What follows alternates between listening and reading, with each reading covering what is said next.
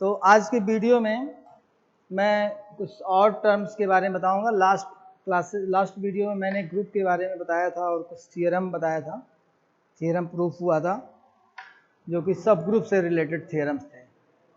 आज जो first term मैं डिस्कस करने जा रहा हूं वो है order of a group. Order of a group और एक टर्म और है finite group.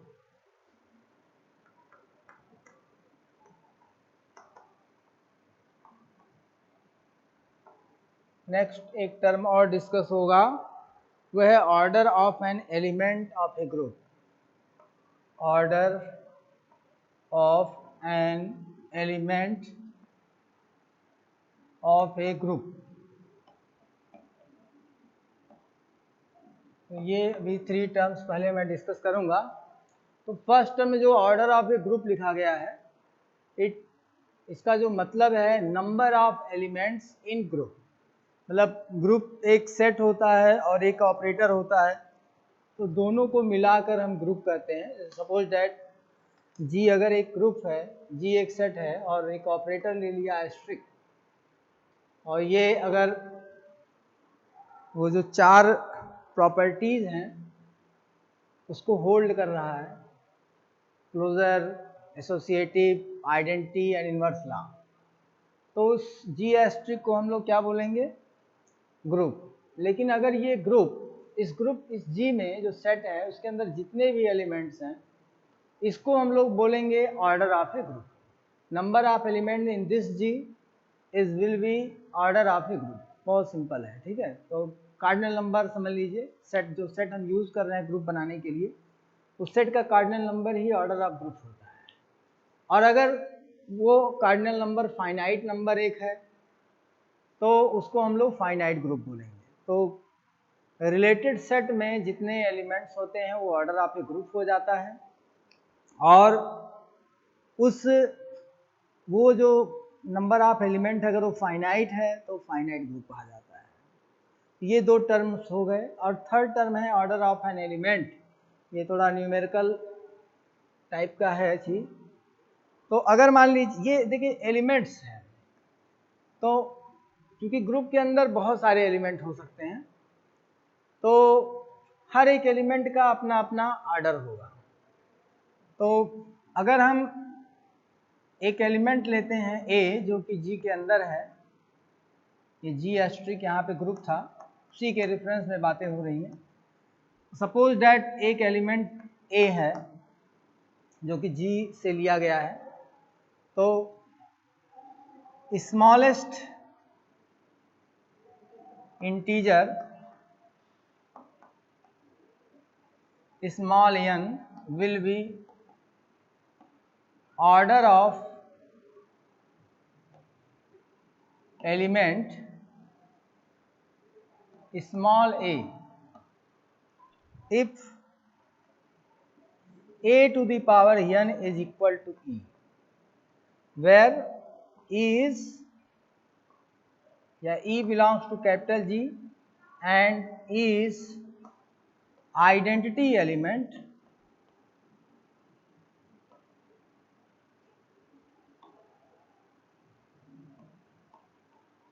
element in G। और केवल G नहीं, इसमें G एस्ट्रिक बताना जरूरी है क्योंकि ऑपरेटर चेंज होगा तो एलिमेंट, आइडेंटिटी एलिमेंट चेंज हो जाता है। इस नाते इन दोनों के ही कॉन्टेक्स्ट में ये आइडेंटिटी एलिमेंट है। एलोन G नहीं डिसाइड कर सकता है कि which will be the identity element, ना ही एलोन ऑपरेटर डिसाइड कर पाएगा।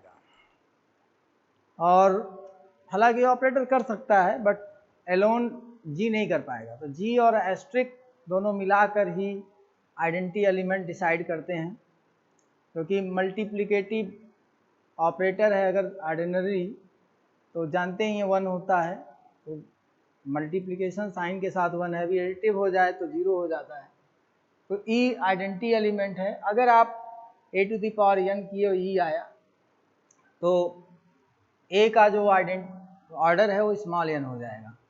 अभी आपने जैसे इसको समझाने के लिए अगर देखा जाए तो एक एग्जाम्पल आपने पढ़ा था जिसमें ग्रुप को लिया गया था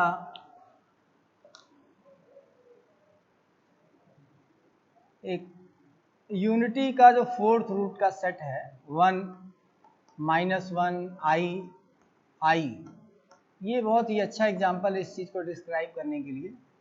ये एक ग्रुप है मान लीजिए, तो यहाँ पे 1 to the power 1 एक देखिए स्मॉलेस्ट इंटीजर है, तो 1 to the power 1 equal to 1 हो जाएगा, -1 to the power 2 equal to 1 हो जाएगा, i पे पावर 4 इज इक्वल टू ये माइनस i है, i to the power 4 equal to -1 हो जाएगा, और -i to the power 4 is equal to 1 हो जाएगा। तो देखिए इसका जो ऑर्डर है 1, इसका ऑर्डर 2, इसका ऑर्डर 4, इसका ऑर्डर 4। तो ऑर्डर ऑफ एन एलिमेंट, एक और भी बात है कि कंपोजिशन या जिसको हम कहते हैं ऑपरेटर, ये ऑर्डर ऑफ एन एलिमेंट की जो हम बात कर रहे हैं, order of an element in group, ये एक और भी महत्वपूर्ण चीज इसमें है समझने लायक इंपॉर्टेंट चीज, कि ये केवल मल्टीप्लिकेशन कंपोजिशन पे ही काम करता है, मल्टीप्लिकेशन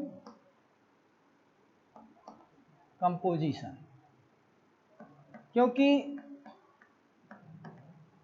इसका जो नेचर है पावर का वो मल्टीप्लिकेशन होता है।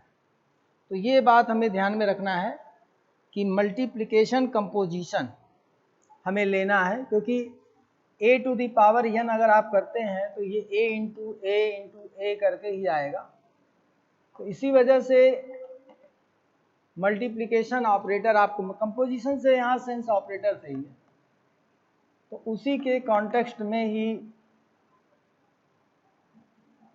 हम ये सारी बातें कर रहे हैं। ये एक महत्वपूर्ण चीज़ है, इसमें ध्यान में रखना है कि ऑर्डर ऑफ एन एलिमेंट की जब बात हम करेंगे तो ये ध्यान देना है कि कंपोजिशन क्या रखना है, मल्टीप्लिकेशन, ये पावर का सेंस उसी में बनेगा।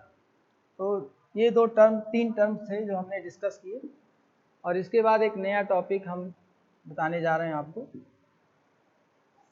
जो कि इम्पोर्टेंट है, और वो है कोसेट्स।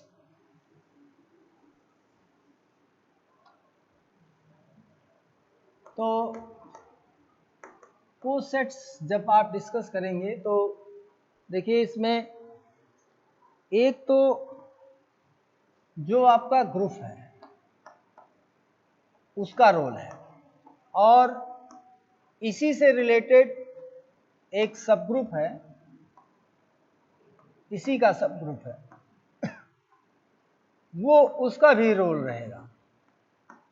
ठीक है, ये सब ग्रुप ऑफ जी ही है। तो इन दोनों के रोल से ही ये डिसाइड होगा, इन दोनों के रेफरेंस में हमारा कोसेट बनेगा। तो दो तरह के कोसेट होते हैं, एक लेफ्ट कोसेट होता है, एक राइट कोसेट होता है। एक लेफ्ट कोसेट होता है और एक राइट कोसेट होता है। तो दोनों को मिलाकर ही ये चीज़ बनती है। अब जैसे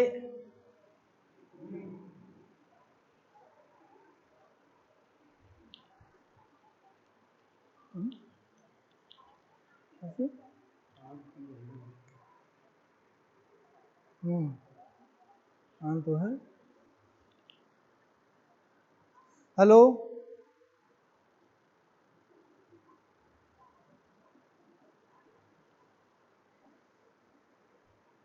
पॉज करिए, इसमें पॉज बंद करिए, देखा जाए चेक ले लो, बंद करिए, स्टॉप करिए।